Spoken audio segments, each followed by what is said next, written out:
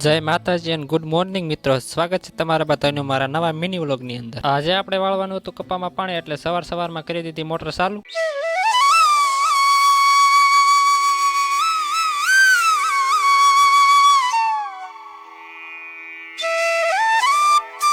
Finally મિત્રો કપાસ બધો પી ગયો છે ને, અને હવે જવા દેવાનું છે માંડવી માં પાણી, એટલે પાછી કરી દીધી મોટર ચાલુ। માંડવી માં પાણી વાળતા વાળતા ભાટાઈ ગયા આપણે ભાઈ ને સમોસા લેતા, એટલે આપણે આવી ગયા નાકો વાળીને વાળીએ અને પછી ખાઈ લીધા સમોસા। એટલામાં બાપુ નો ફોન આવ્યો કે અમને તેડી જા હવે, એટલે આપણે થઈ ગયા ફટોફટ તૈયાર અને નીકળી ગયા કલોરાના જવા માટે।